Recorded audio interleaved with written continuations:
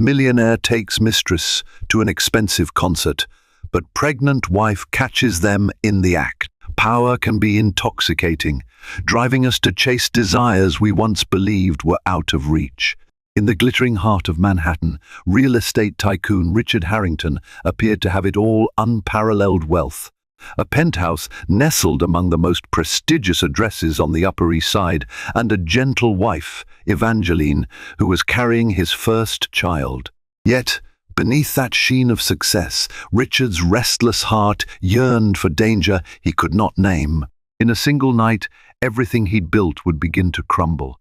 It happened at Madison Square Garden, during a sold-out Beyoncé concert, when Evangeline discovered his brazen deceit in front of countless onlookers.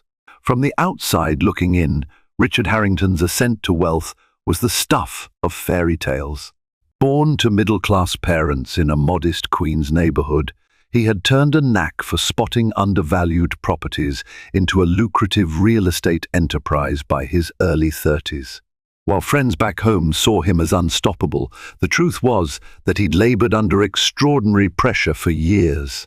He was always chasing bigger projects: skyscraper deals near Times Square, high-end condominiums overlooking Central Park, investment partnerships with international financiers.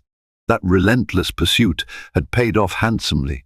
By the time he turned 41, he commanded respect and admiration from every corner of the industry. He was the wonder kind who struck gold every time he staked a claim.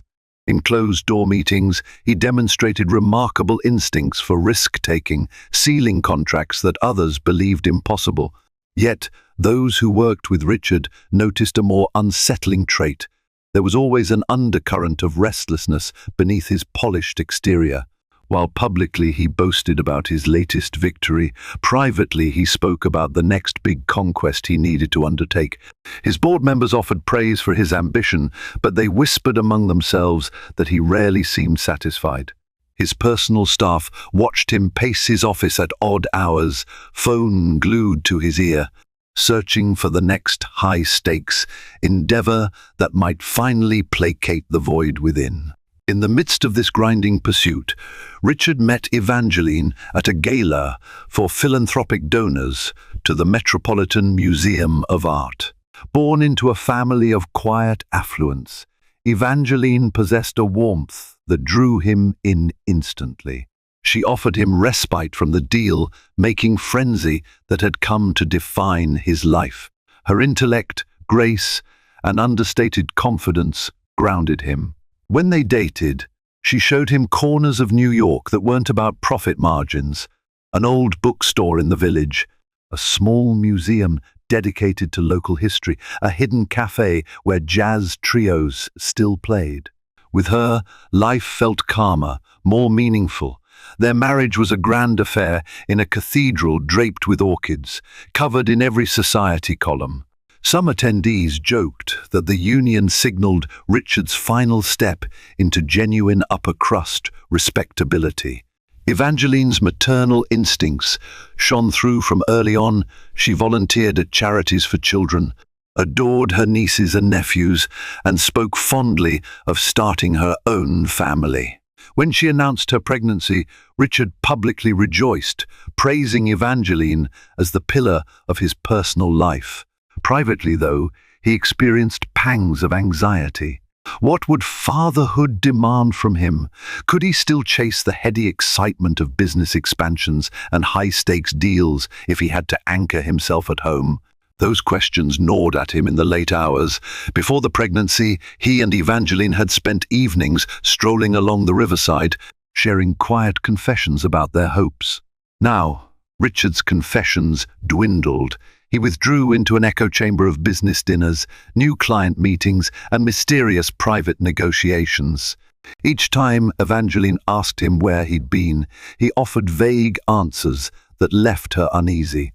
They had no shortage of money or material comforts, but they lacked the honesty that had once been the bedrock of their bond. Evangeline Harrington had grown up in a stately brownstone on the Upper East Side, her childhood colored by warmth and possibility. Raised by parents who believed in the values of empathy and cultural enrichment, she had never learned to navigate duplicity. Her academic years were spent at reputable schools, her college degree in art history fueling her passion for museum curation. Though she hadn't pursued a full-time career after marrying Richard, she frequently volunteered as a docent at local galleries. She was known for her gentle demeanor, always wearing a disarming smile. During the initial months of her pregnancy, Evangeline tried to brush aside worries about Richard's prolonged absences. She reassured herself he was merely working harder because of the baby on the way.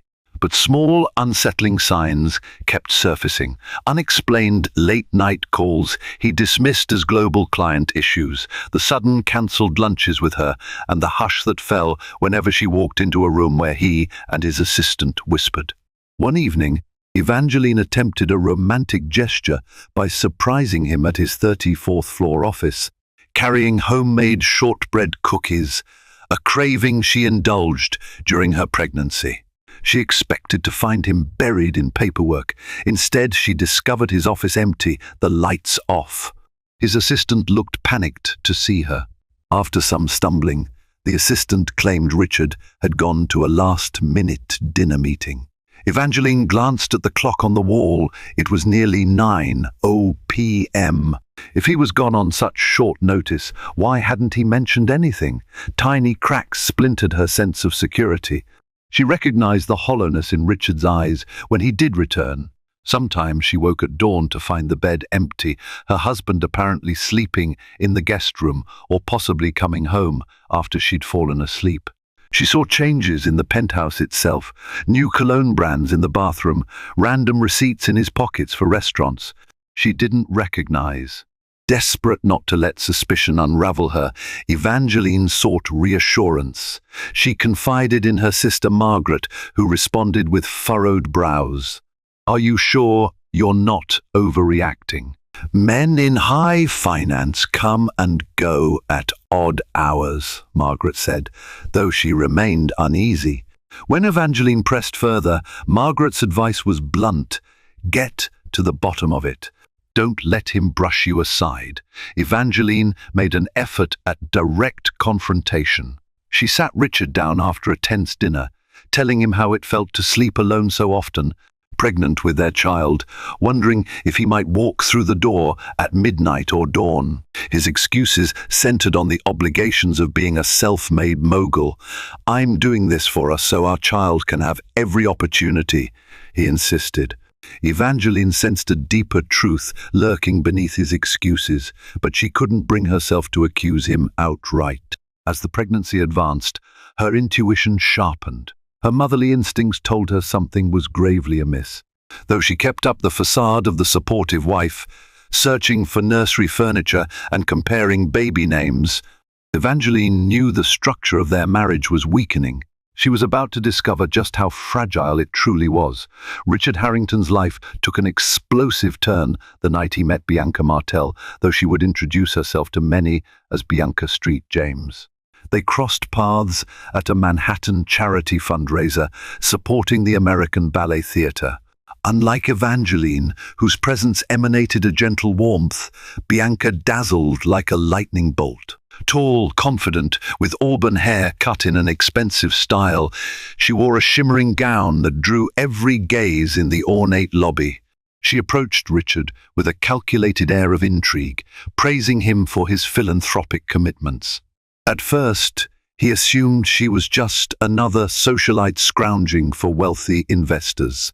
But as they spoke, he discovered she had a sharp mind. She rattled off suggestions for real estate expansions in Europe, teased him about how he should consider the allure of other markets, and adeptly probed whether he was interested in joint ventures abroad. There was electricity between them, fueled by mutual curiosity and something more primal. Bianca revealed a background in property development overseas, claiming she had the connections to open doors in Monaco and street Barts. Richard, simultaneously impressed and unnerved, exchanged business cards. It was, ostensibly, just networking. Soon after, Bianca invited him to a sleek cocktail lounge in Tribeca to discuss potential collaborations. Over top-shelf whiskey, she regaled him with stories of foreign investors who craved a piece of the Manhattan skyline. She complimented his risk-taking spirit, casting him as a visionary. Their conversation blurred the line between professional and personal.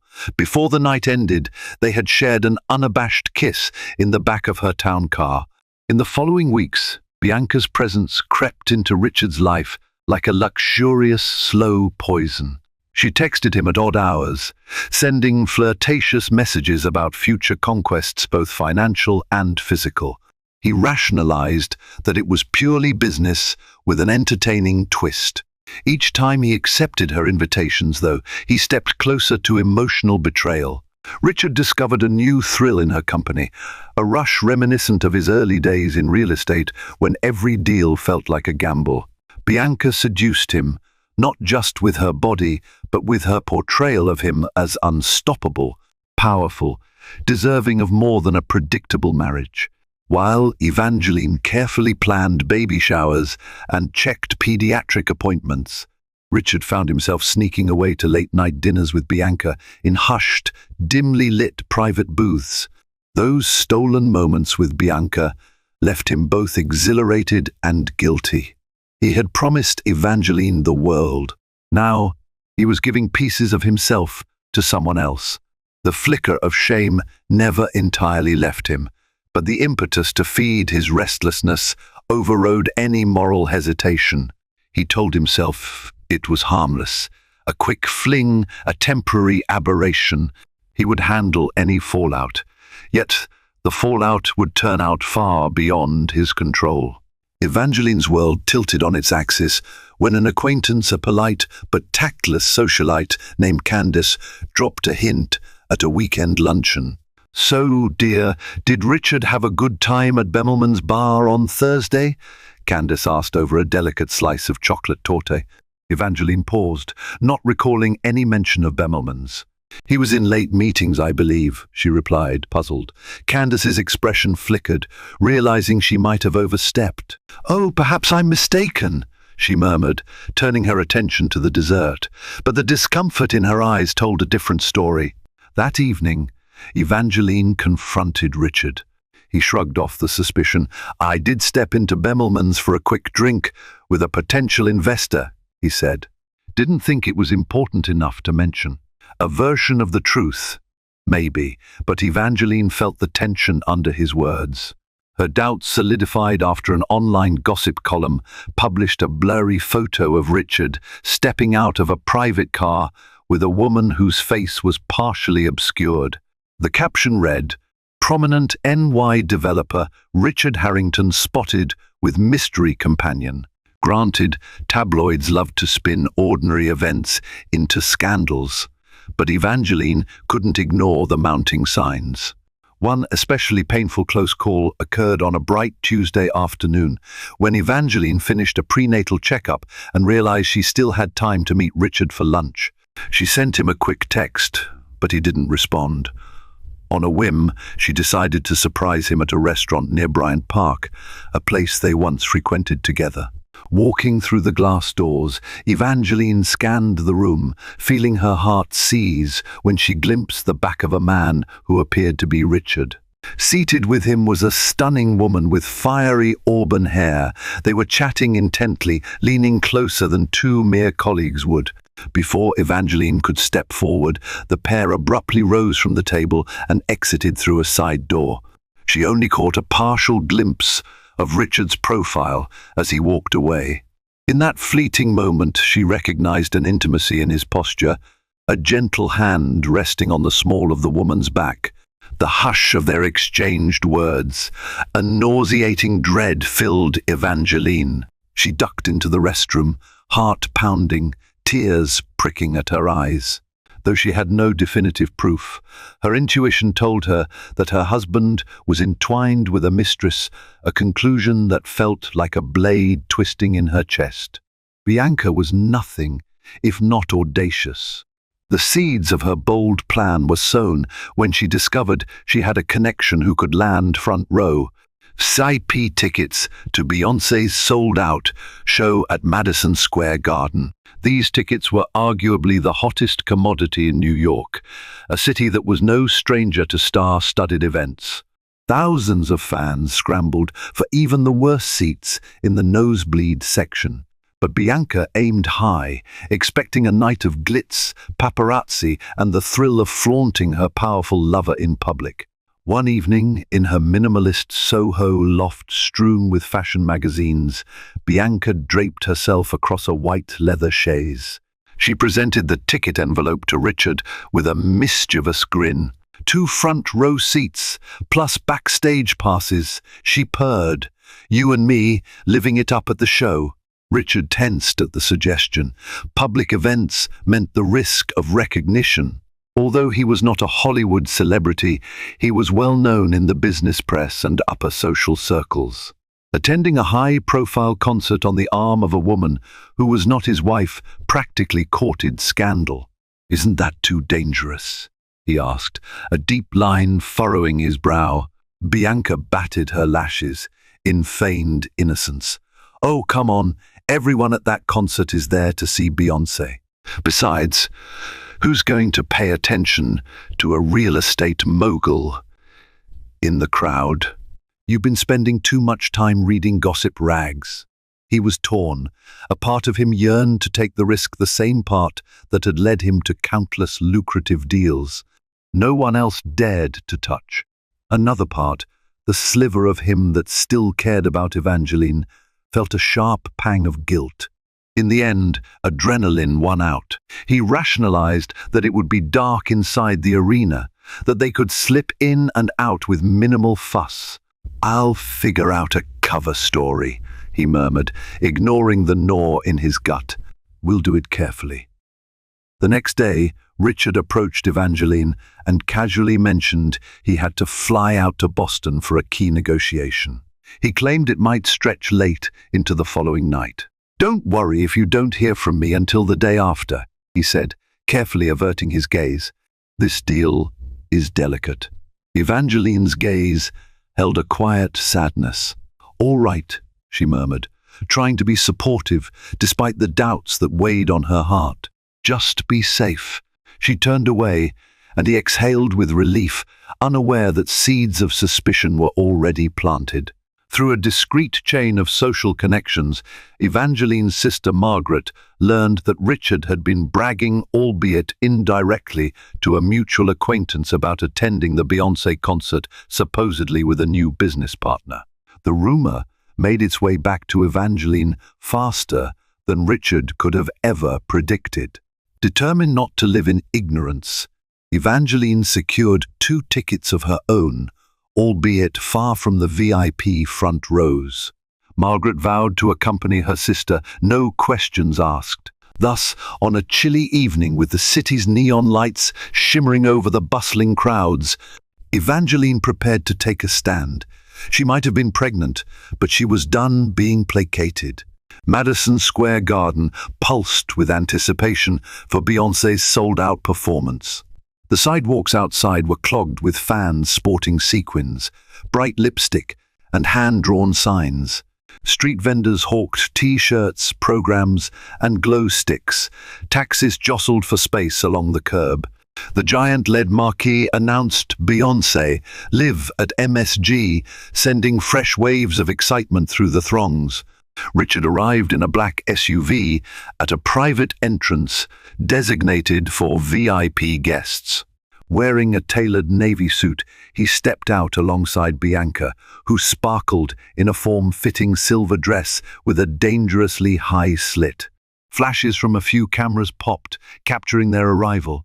Bianca reveled in it, waving like a starlet. Richard tried to maintain a low profile, tugging at his cuffs and scanning for anyone who might recognize him.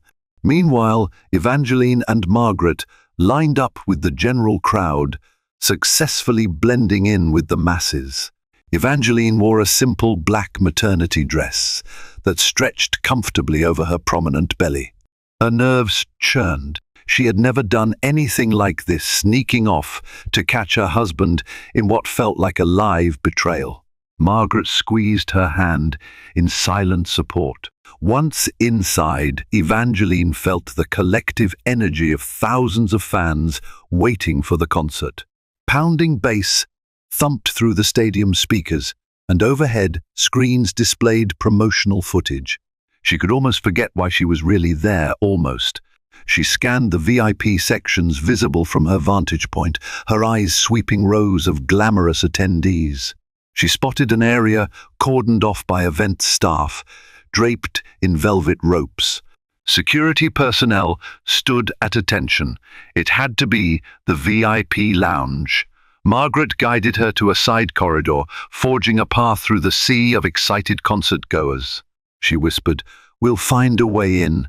Holding Evangeline's elbow to steady her, Margaret approached the lounge entrance. A security guard frowned at their tickets, shaking his head. "Sorry, ladies, this area is exclusive.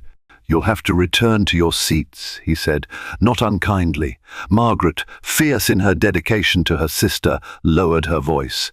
"Look, my sister is pregnant, and we have a personal matter with someone inside. Could you please make an exception?" "Just for a few minutes." She slid a folded bill discreetly into the guard's palm.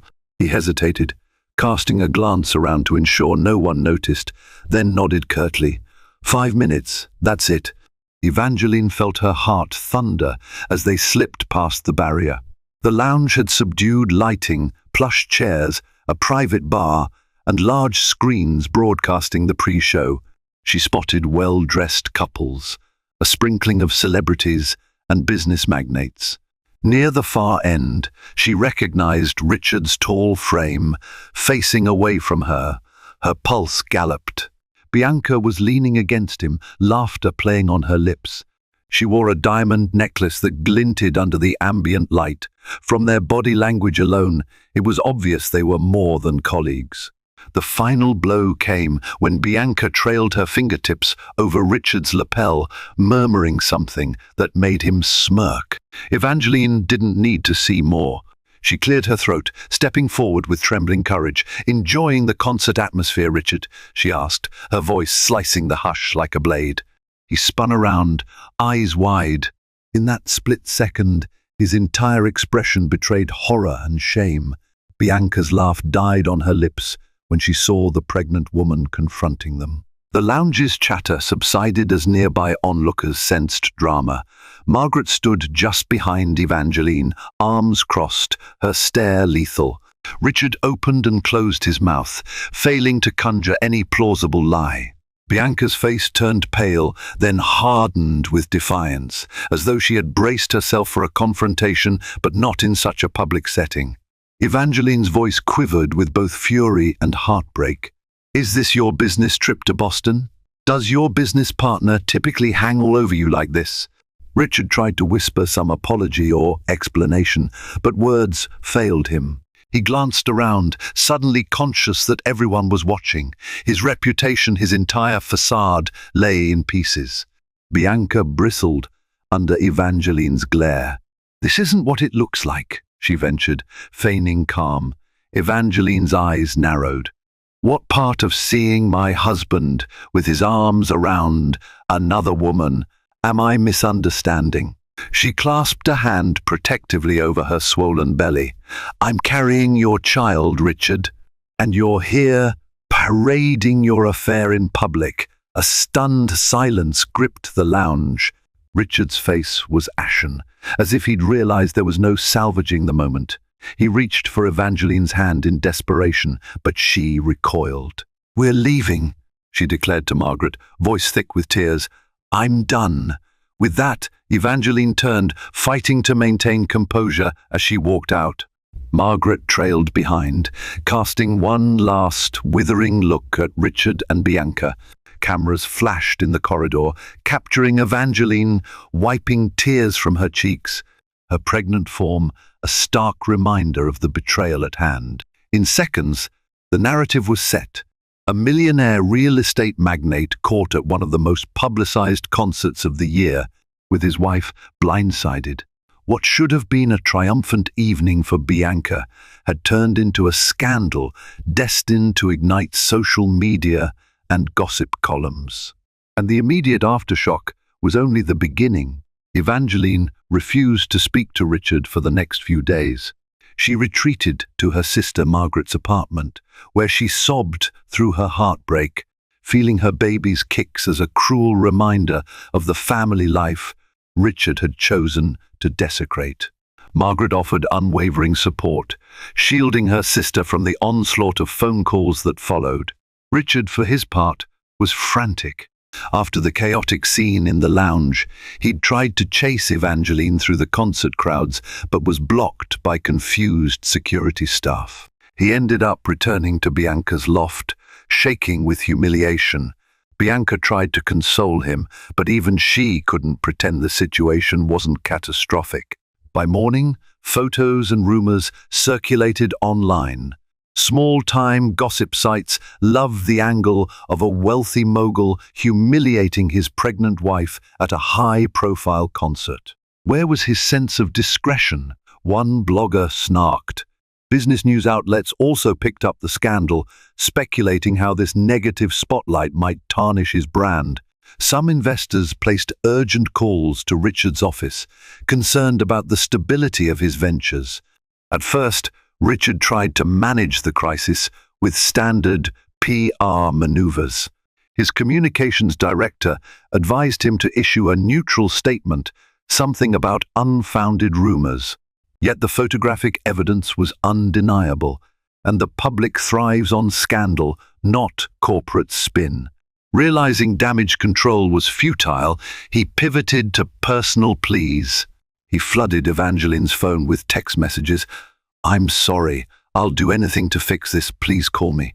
None received a response. He even showed up at Margaret's doorstep, but the doorman refused him entry. Evangeline wanted no part of him. Meanwhile, Evangeline was in a daze. She recalled the day she had told Richard about her pregnancy, the way he scooped her into his arms in tearful joy. How had it all gone so wrong? She wasn't naive enough to blame only Bianca. Richard had chosen to step out on his marriage. This betrayal was his responsibility, and no matter how many apologies he offered, the trust had been shattered. Margaret convinced her to hire a high-powered family attorney, Katrina Lee, who specialized in high-profile divorces. Katrina listened intently, taking thorough notes on Evangeline's account of the betrayal. "Given the public nature of the infidelity and the pregnancy, you're in a strong negotiating position," Katrina advised. Evangeline felt her stomach twist. It felt surreal to discuss her marriage in terms of legal strategy. Yet she knew she had to protect herself and her child. In an early meeting, Katrina suggested filing for a legal separation, which would force Richard out of the penthouse they owned. Evangeline agreed, even though she hated the idea of upending her home. But any illusions of a normal life with Richard were beyond saving. If he could flaunt his mistress on such a grand stage, he had already devalued their marriage. While the scandal battered Richard's finances and connections, Bianca attempted to keep him close, spinning the narrative that they'd weather this together. But deep inside, she was furious. She'd never meant to become a tabloid spectacle. She had courted drama, yes, but not in a way that might ruin her own social climbing aspirations. She wanted to stand beside a powerful man, not watch him self-destruct. The stage had been set for a sequence of karmic reckonings, one that would unravel both Richard's once flawless reputation and Bianca's careful schemes. With his personal life in ruin, Richard found that his professional life began to falter. Some of his largest investors expressed concerns about his judgment, citing the scandal's potential impact on market confidence. A few deals that once seemed certain now hung in limbo, as partners hesitated to move forward amid the swirling gossip. Richard had always believed his success was built on unstoppable forward momentum. Now, that momentum halted. He spent nights awake, pacing an empty penthouse he had not yet vacated, but legal notices were in motion, staring at the phone that Evangeline refused to answer. Sometimes he'd pick up the wedding photo on his desk, Evangeline smiling radiantly, her hand clasped in his. He felt a stab of longing for the life he had thrown away. Bianca sensed his distress and tried to rekindle the seductive air that once intoxicated him. She invited him to glittering parties, whisked him off to exclusive clubs, and insisted he keep spending to project an aura of stability. When he hesitated, worried about optics, she belittled his concern. "You're Richard Harrington. Act like it. Don't let them see you sweat." But the truth was, he was now hemorrhaging money in an effort to sustain appearances. The lawyer's fees for his separation from Evangeline climbed. PR consultants charged exorbitant rates to craft statements that might ease the damage. The more Bianca urged him to flaunt wealth, the more he felt weighed down by anxiety. In a pivotal argument, Richard snapped at Bianca for the first time. "This isn't some game. I'm facing real losses, losing the respect of my peers. My wife is about to have our baby, and I'm not even welcome in my own home. Don't you get it?" Bianca's eyes flared with anger. "Don't blame me for your choices, Richard. If you wanted to be the doting husband, you wouldn't have come near me in the first place. Now either step up or step away." That confrontation chilled their romance, though it didn't end it. They continued a strained arrangement, both unsure how far they could trust each other. Meanwhile, in the background, Evangeline moved forward with the separation. Katrina helped her file motions that demanded Richard vacate the penthouse within a month. She also laid the groundwork for a substantial financial settlement, citing the unborn child's needs. Though it pained Evangeline to rely on legal might, she recognized that the man she once adored was gone. If Richard wanted to chase illusions, let him face the consequences. She would focus on the well-being of her child, who kicked more vigorously each day, as if reminding her that a fresh chapter lay ahead. While heartbreak consumed her nights, Evangeline found new strength in unexpected places. Margaret, who had been a constant support, introduced her to an online forum of mothers who had navigated divorces and toxic relationships. Reading their stories gave Evangeline perspective. She realized she wasn't alone, that many women had rebuilt lives far more stable and joyous after escaping betrayal. She also plunged into preparations for the baby's arrival. She used a portion of her inherited funds to rent a cozy apartment in a building near her favorite art gallery, smaller than the penthouse, but brimming with light and warmth. She painted the walls of the nursery a soft lavender, placing a simple white crib in the corner. Every brushstroke felt like she was reclaiming her autonomy, forging a life that didn't revolve around Richard's whims. Her obstetrician, Dr. Patel, noticed the shift. During checkups, Evangeline radiated a calmer energy. She spoke about the future with a measured optimism, though tears sometimes glistened in her eyes if asked about her husband. Dr. Patel encouraged her to maintain low stress, reminding her that emotional well-being was crucial for a healthy delivery. Evangeline joined a prenatal yoga class where she met other soon-to-be mums, forming friendships that affirmed she could thrive in single motherhood. Meanwhile, her sister Margaret helped finalize baby shower arrangements, carefully limiting the guest list to those who wouldn't push or gossip about Richard. The event was modest but heartfelt, featuring pastel decorations, gifts of tiny clothes, and hand-stitched blankets. Evangeline felt a pang whenever the conversation drifted to fatherhood, but she smiled graciously, reminding herself that her baby had plenty of love waiting. As the weeks ticked closer to her due date, Evangeline no longer jumped at the sound of her phone, hoping it was Richard. She'd accepted that whatever apologies he might offer would not be enough to mend the damage. If someday he proved worthy as a father, she would consider letting him into the child's life, but never again on the same terms. She owed that to herself and to her future as a strong woman who refused to be defined by a man's failures. Richard's unraveling accelerated when a crucial investor walked away from a high-end construction project in Tribeca. The news hit his desk mere days after Evangeline's legal documents demanded he leave the penthouse.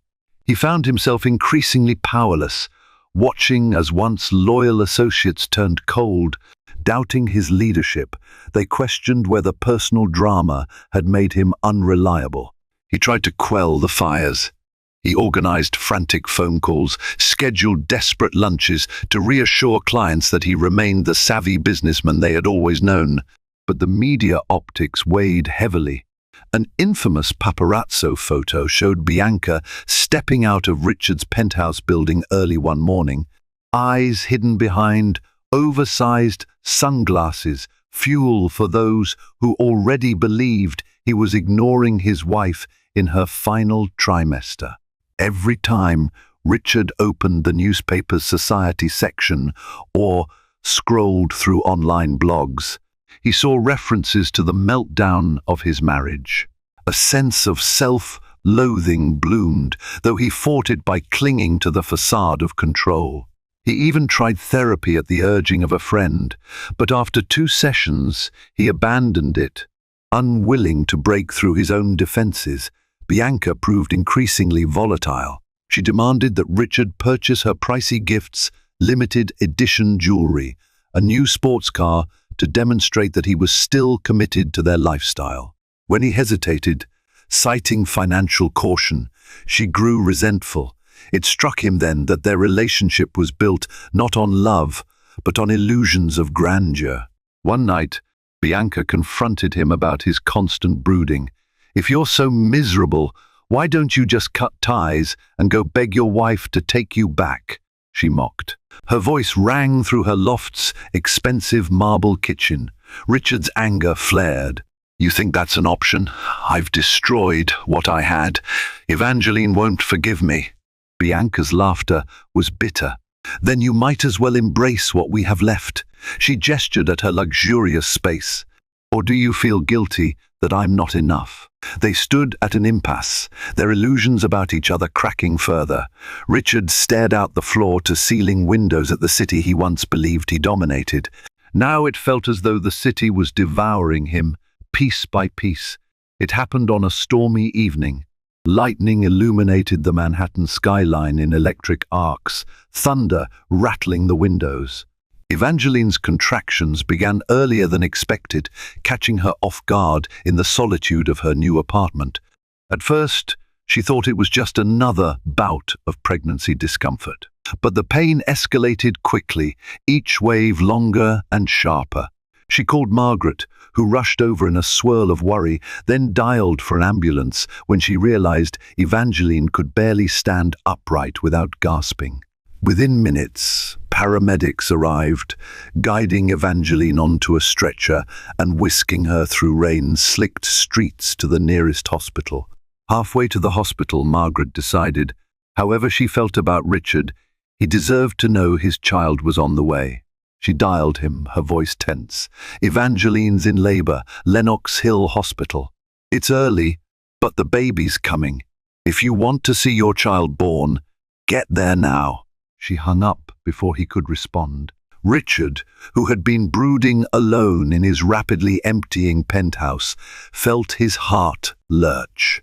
For months, he had envisioned this moment under entirely different circumstances, Evangeline by his side, the two of them preparing as a loving couple.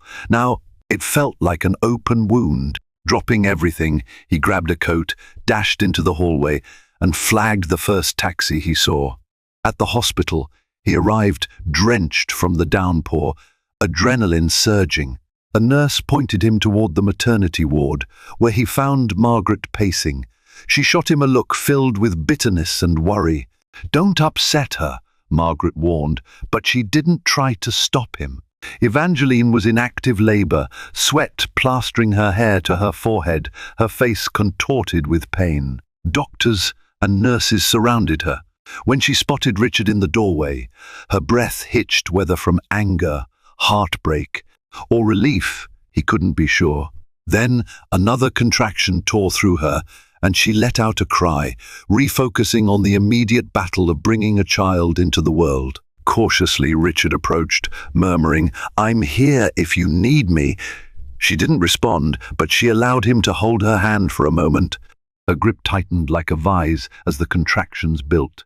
He felt tears blur his vision. Everything else in his life, money, scandal, illusions, melted away at that instant. The labor was intense, but mercifully not prolonged. Within an hour, a piercing newborn wail filled the hospital room. The medical staff gently placed a tiny, wriggling baby girl on Evangeline's chest. Evangeline sobbed with exhausted joy, cradling the delicate life in her arms.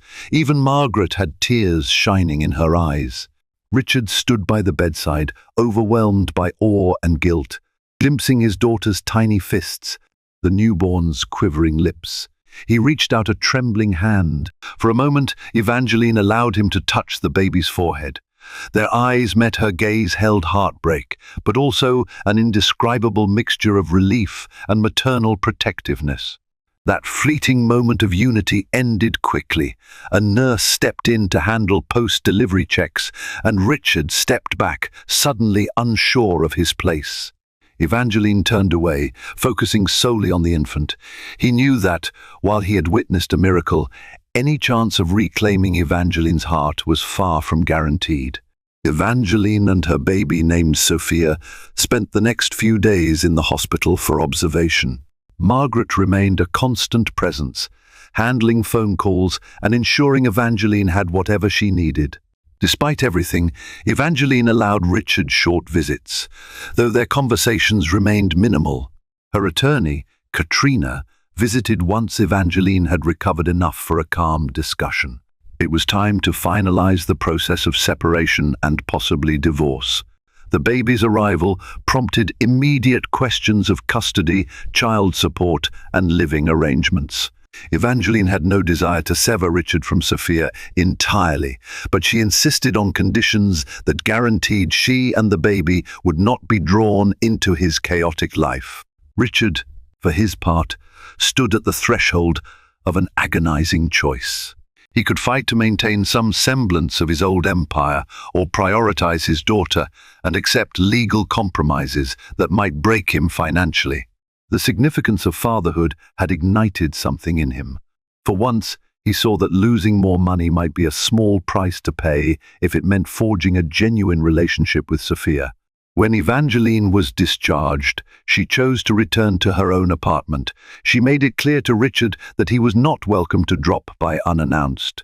The first time he visited to see Sophia, he arrived with a bouquet of lilies and baby gifts, only to find Evangeline guarded but polite. She allowed him a short window to hold the baby, instructing him on how to support her head. A nurse she'd hired lingered in the background, a silent chaperone ensuring the baby's well-being. The moment he cradled his daughter, Richard felt something shift within. He realized, belatedly, the depth of his mistake in trading paternal devotion for an affair that had crumbled anyway. Bianca was still in the picture, but their relationship had deteriorated. She demanded lavish attention he could no longer afford to provide. They argued often, each blaming the other for the fiasco that had befallen them. In the following weeks, under heavy emotional strain, Richard decided to end things with Bianca for good. He told her that his priority was now salvaging the shards of fatherhood he had left. Bianca responded with scorn, calling him weak, telling him she had no desire to remain tethered to a man whose fortunes were in decline. That night, Richard packed a suitcase from Bianca's loft and left, unsure where he would stay next. Karma was rearing its head, requiring him to confront all the illusions he had built. His empire was smaller, his finances under siege, and he was perched on the outside of a family he might never fully reclaim. Yet he realized, ironically, that this clarity was the first honest step he had taken in years. Bianca Martel, alias Bianca Street, James had not expected to crash and burn so spectacularly. She found her social connections evaporating as the scandal around the concert continued to swirl. No philanthropic committee wanted to be associated with her. Invites to exclusive gatherings dried up. She was rumored to be courting wealthy European men now, hoping to latch onto another source of status. A final blow came when the funds from a questionable real estate investment she had orchestrated vanished, forcing her to liquidate many of her high-end possessions. Richard cut all ties, refusing to be manipulated further. In time, her name became a cautionary footnote among the city's upper crust, the affair that helped ruin a once powerful figure's marriage. For Evangeline, however, life steadily improved. She found contentment in caring for her daughter, and her sister Margaret remained a rock by her side. With her attorney's guidance, Evangeline and Richard drafted a formal custody agreement. He would have supervised visitation rights at first, given the chaotic circumstances. Over time, if he demonstrated responsibility, they could expand that arrangement. Richard liquidated some properties to cover a generous child support settlement. The man who once flaunted an empire now lived in a modest apartment and drove a sedan instead of a luxury car. Some might have viewed that as tragic, but in the long run, it saved him from the endless cycle of pretension he had endured. Sophia grew quickly, each milestone a tiny miracle: her first smile, her first laugh, the ability to grip Richard's finger. Though Evangeline had not forgiven him in a romantic sense, she did recognize that he was at least striving to be present for Sophia. Sometimes she caught glimpses of regret in his eyes that mirrored her own heartbreak. In therapy sessions he resumed, Richard confronted the emptiness that had led him to sabotage his life. The process was excruciating, but step by step he learned how to accept responsibility rather than shift blame. He still loved Evangeline in his own flawed way, but he understood that the trust he'd shattered could not be easily rebuilt, if ever. Watching Evangeline flourish as a dedicated mother, Richard acknowledged the karmic lesson. Betrayal always demands a price, no matter how wealthy or powerful you are. He felt the sting of losing Evangeline's devotion more acutely than any business failure, and he realized that in chasing an illicit thrill, he had discarded the very life that once brought him genuine warmth.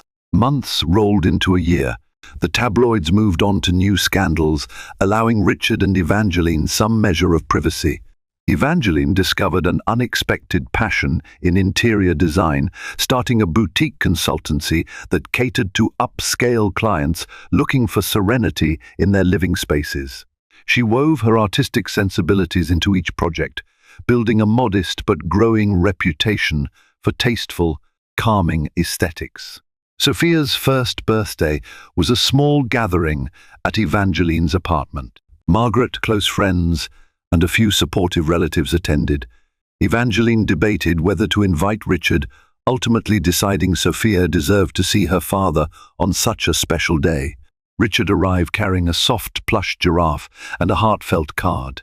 He seemed nervous, uncertain of his reception, but Evangeline allowed him to partake, snapping a few photos as he carefully helped Sophia tear the wrapping paper. No grand reconciliation occurred, but the atmosphere was calm. Evangeline even managed a fleeting smile in Richard's direction.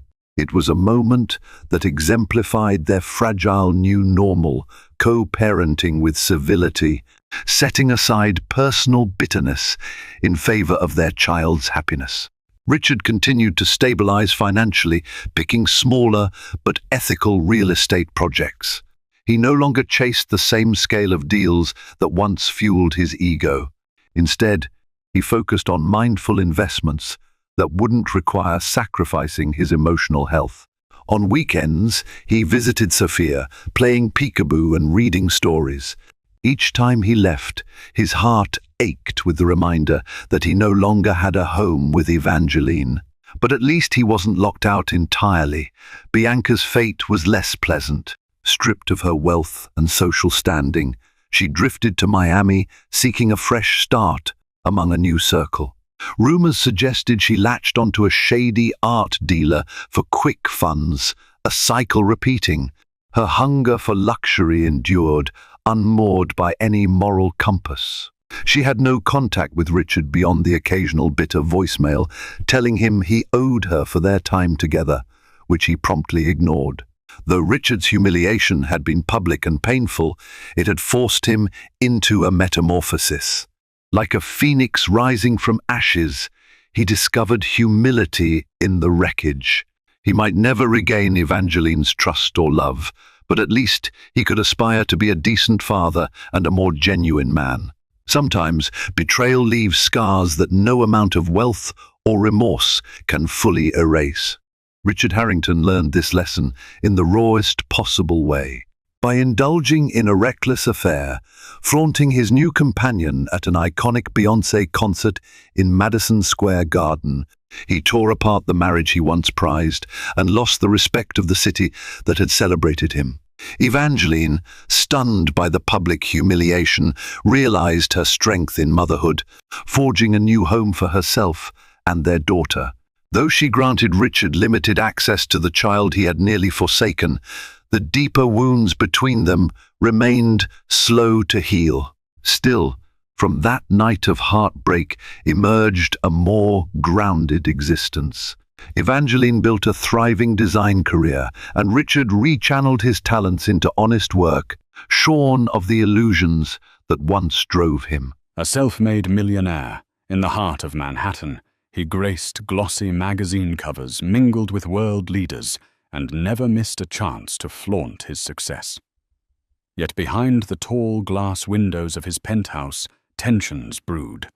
A secret text here, a guarded phone call there, and rumors whispered of a tangled affair that threatened to explode. Meanwhile, Alicia Cole, his pregnant wife, began to sense the cracks in her gilded cage.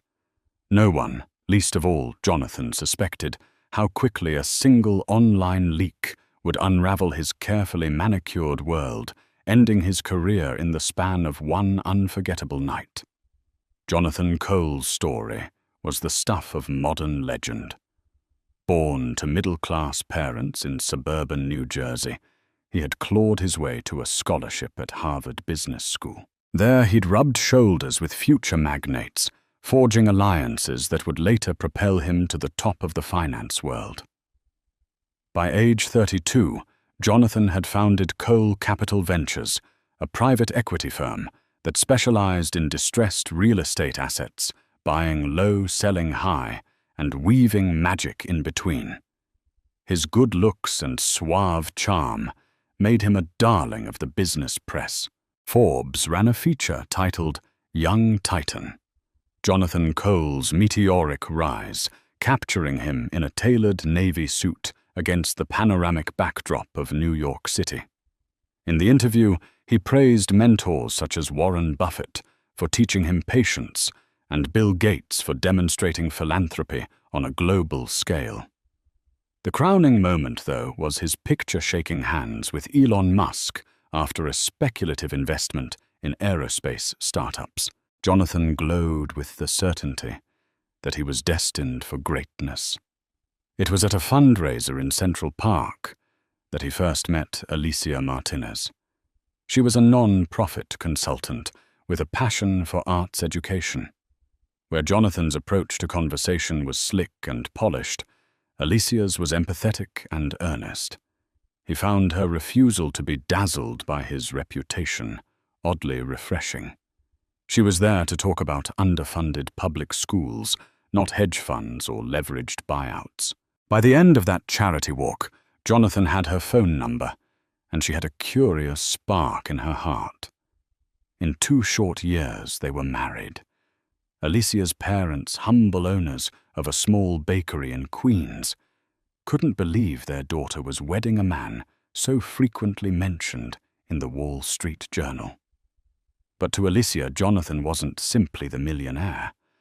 He was the person who showed up unannounced to volunteer at her community events, who wrote personal checks for after-school programs. Their wedding ceremony, held at a historic mansion overlooking the Hudson River, was a glamorous yet heartfelt affair. The tabloids brimmed with gushing coverage, Alicia radiant in lace, Jonathan dashing in a classic tuxedo, smiling as though they had discovered the secret to eternal happiness. At first, their union genuinely seemed magical. Jonathan declared that Alicia grounded him, tethered him to values he might have otherwise forgotten. She brought soul to his ambition.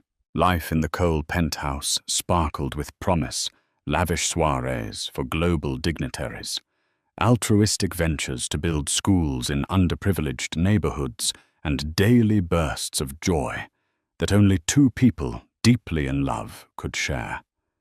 If only that bliss could have lasted. Life moved quickly in Jonathan's orbit. The success of Cole Capital Ventures brought new deals, new acquaintances, and inevitably new pressures.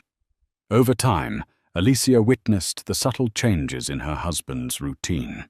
Invitations from the global elite poured in exclusive dinners with real estate mogul Mark Anderson, lunches at the Plaza with famed venture capitalist Lucy Goldstein, and hush-hush strategy sessions with foreign sovereign funds. While Alicia supported her husband's drive, she couldn't ignore the increasing cracks in his calendar or in his demeanor. He began coming home later, offering vague explanations about urgent meetings or unexpected negotiations. Alicia, ever understanding, reassured him that she respected his hustle. But then came the cancellations of their personal plans. A date to watch an off-Broadway show cancelled.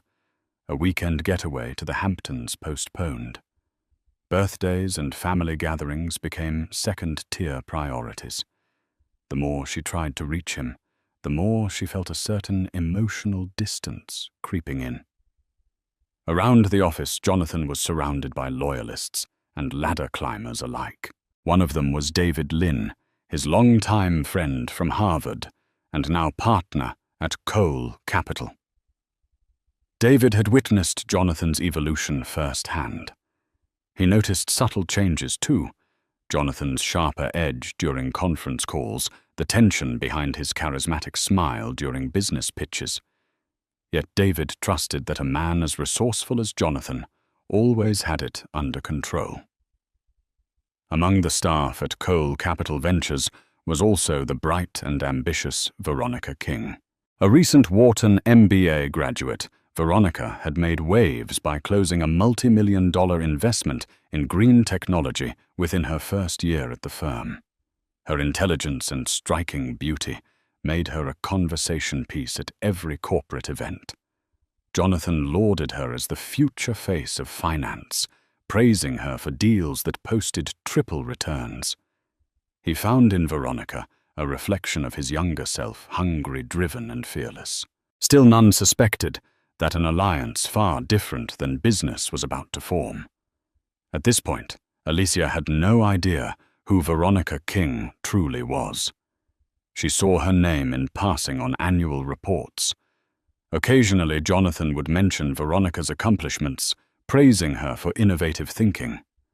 Alicia would nod and smile, impressed by this rising star.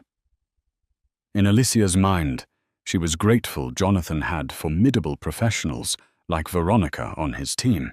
She never once suspected that the very power he admired in his protégé might be forging a dangerous temptation beneath their polished corporate veneer. As Alicia's pregnancy crept into her second trimester, she began noticing odd details.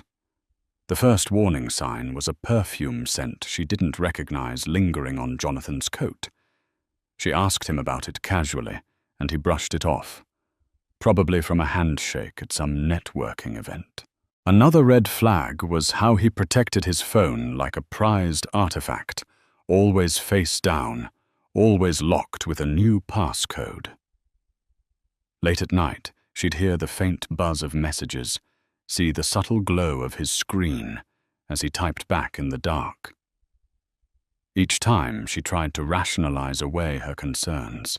This was the man she loved, who donated millions to build libraries in underserved communities, who cried at the birth announcement, who once surprised her on a random Tuesday with her favorite pastries from her parents' bakery.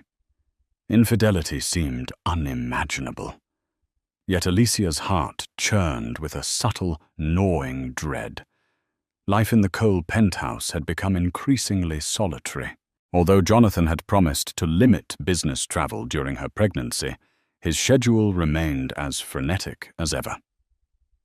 Singapore, Dubai, Paris. He was always on the go, chasing new mergers or expansions. He rarely spent more than a couple of nights at home. When he did, he was restless, glued to emails or brainstorming calls.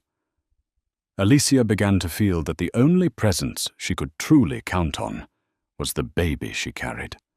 Friends from Alicia's old neighborhood in Queens reached out with concern. They missed her visits the way she used to pop in for coffee and conversation. "He's just going through a busy phase," she'd reassure them. In a way, Alicia was trying to reassure herself too. Still, doubt grew every time she caught sight of that mysterious perfume, or saw a new bruise-like shadow under her husband's eyes from sleepless nights. Then Alicia found something chilling, a hotel receipt tucked in Jonathan's suitcase from a high-end resort in Turks and Caicos. The date overlapped with a weekend he'd told her he was in Boston, closing a deal. She tried to confront him, but lost her nerve. Could she have misunderstood? Was it a courtesy booking for a client or staff? Her mind ran in circles, seeking a plausible explanation. Little did she know the truth was far more insidious. Veronica King was not the sort of woman who blended into the background. With ebony hair styled in a sleek bob, she carried herself with confident ease. By day, she dazzled boardrooms with crisp financial analyses, commanding respect from colleagues twice her age. By night, she appeared in social columns alongside Manhattan's elite, her emerald dress shimmering under paparazzi flashes. She was rumored to have grown up in modest circumstances, determined to break ceilings, no matter the cost. One evening, Alicia found herself accompanying Jonathan to a charity gala, hosted by the Metropolitan Museum of Art. Proceeds would benefit underfunded art programs in public schools, an event that aligned perfectly with Alicia's passion. Upon arriving, Alicia felt the old sparkle of excitement hobnobbing with notable figures like gallery owners, educators, and philanthropic entrepreneurs.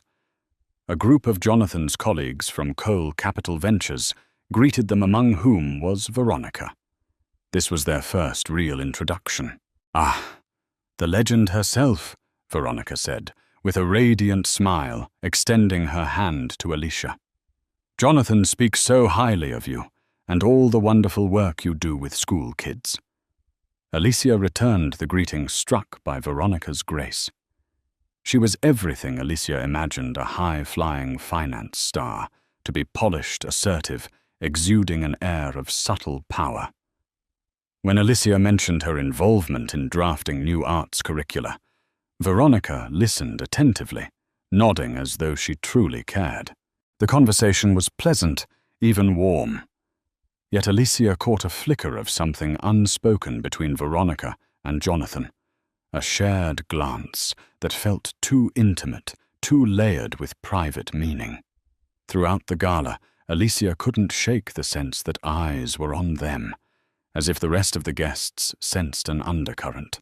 She told herself she was imagining it, that she was just hormonal and overthinking, but a tiny voice inside her whispered, "Veronica King is more important to Jonathan than you realize." By the evening's end, Alicia felt unsettled. Jonathan excused himself to take a call, just when Alicia was beginning to share her feelings about an educational campaign. Veronica also vanished into the throng of socialites. Alicia sipped her sparkling water in awkward solitude, noticing a faint swirl of that same unfamiliar perfume drifting through the air. After the gala, Alicia began piecing together subtle patterns. Jonathan had singled Veronica out in so many conversations, praising her as a strategic genius, marveling at her ability to close deals in weeks that took others months. In the past, Alicia had been proud whenever Jonathan mentored bright up-and-comers. Yet with Veronica, the tone of his praise sounded tinged with personal adoration. One morning, Alicia found herself with a free schedule and decided to surprise Jonathan at his office with homemade pastries, his favorite almond croissants from her parents' bakery. It was a gesture she used to do often, back when everything felt normal. Arriving unannounced, Alicia was greeted by the wide-eyed receptionist, who stumbled through a hello, as though not entirely sure how to handle her presence. She brushed it off and headed down the glass-walled corridor to Jonathan's corner office. Outside his door, Alicia froze. Through the partial opening, she heard lowered voices. Jonathan and Veronica seemed to be in the middle of a heated discussion, but not in an angry sense, more like an emotionally charged conversation. Alicia didn't want to eavesdrop, yet she couldn't will herself to move. Then she clearly heard Veronica say, "We'll figure this out, Jonathan. I'm not giving up on you." A brief silence followed, and then Jonathan's voice, softer. "I know. Just not here." Alicia's heart hammered in her chest. She quickly retraced her steps and waited by the reception area, forcing a casual expression when Veronica exited the office moments later. Veronica paused in surprise upon seeing Alicia with the pastry box. "Oh, hi. I didn't know you'd be stopping by." Her voice carried an undercurrent of tension, though her face remained impeccably calm. Alicia's fingers clenched around the box as she managed a tight smile. Their brief exchange ended with Veronica slipping away in a swirl of designer perfume. Alicia approached Jonathan's office next. He greeted her with mild surprise and a forced grin. "Almond croissants, wow," he said, accepting the box. His eyes flicked to the door, as if confirming Veronica was gone. Alicia asked if he was all right, and Jonathan dismissed it as office stress. The entire moment felt like a carefully choreographed dance, with unspoken tensions swirling around them. That night, Alicia hardly slept, twisting the memory of Veronica's words over and over in her mind. "I'm not giving up on you." She remembered how intimate they sounded, like a promise between lovers rather than colleagues.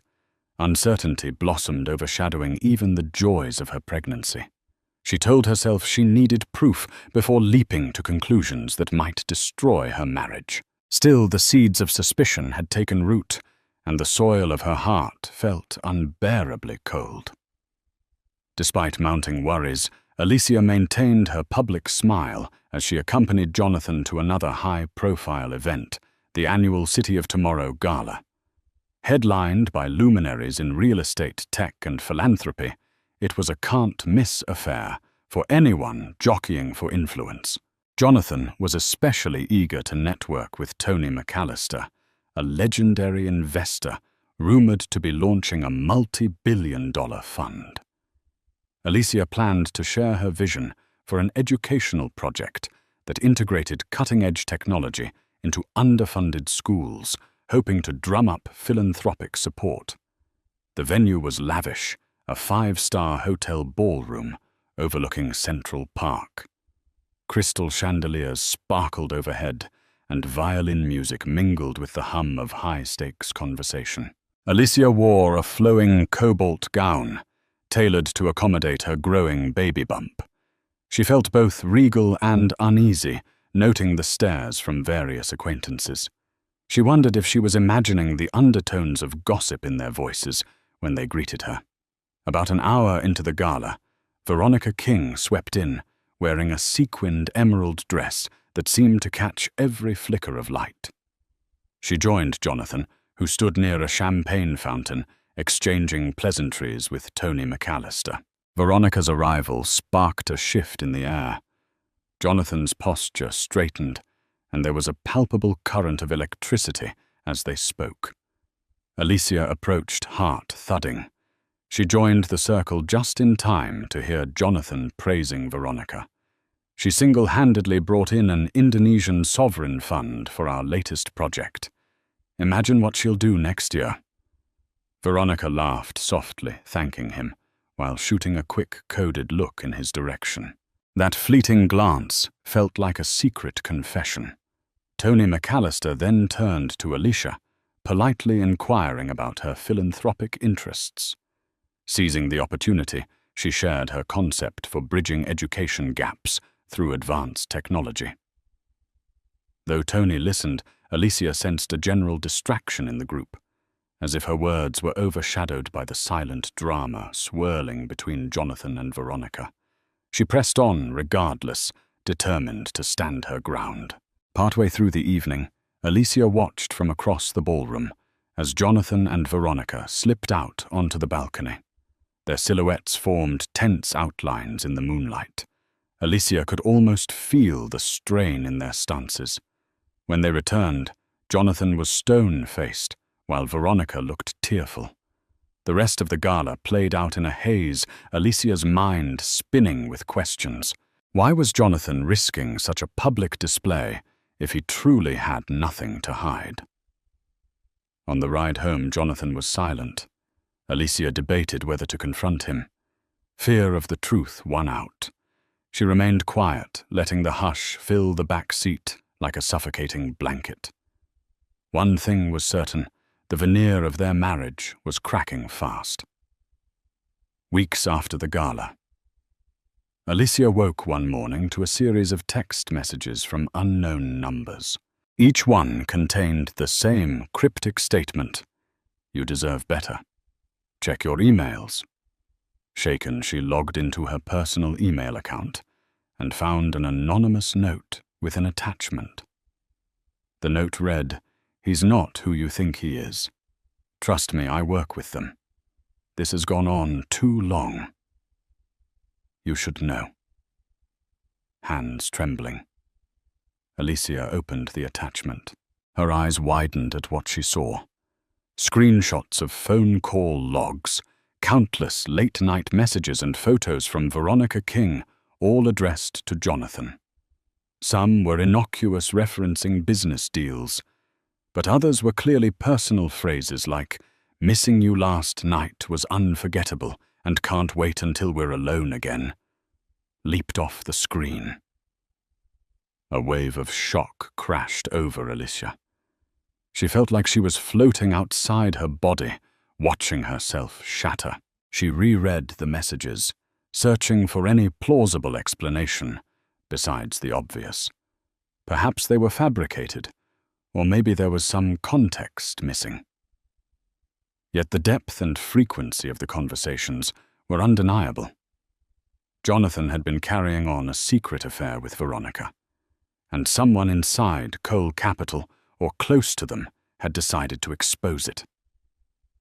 Through her tears, Alicia tried to remain rational. She recognized some of the timestamps. They aligned perfectly with nights Jonathan claimed to be overseas or tied up in emergency meetings. Worse, there were photos of the two at a private beach, Veronica in a sun hat, Jonathan leaning into her with a tenderness Alicia once believed was reserved only for their marriage. The date stamps matched the weekend he was supposedly in Boston. Alicia doubled over as waves of nausea seized her, uncertain if it was morning sickness or heartbreak. She clutched her phone, tears splashing onto the screen. The anonymous tip had obliterated any chance of maintaining her illusions. Betrayal now stood naked before her, leaving no room for doubt. She scrolled through the messages again, feeling her grief transform into rage. She was pregnant with this man's child, while he gallivanted with another woman behind her back. Was this what their marriage was worth? In desperation, Alicia tried calling Jonathan. No answer. She left a trembling voice message. "We need to talk. Now." Then she buried her face in a pillow, sobbing until exhaustion closed her eyes. The world felt cruel, and she wondered if she had the strength to confront what came next. Jonathan returned home late that evening to find Alicia sitting on the living room couch, the glow of a single lamp illuminating her tear-streaked face. The instant he saw her reddened eyes, he knew something had changed. She said nothing at first, only holding out her phone. He glanced at the screen and visibly paled. Silent seconds stretched as he read through the texts and pictures. Alicia noticed the flicker of guilt crossing his face before he masked it with a forced calmness. "Where did you get these?" he asked, voice low. "Does it matter?" she replied.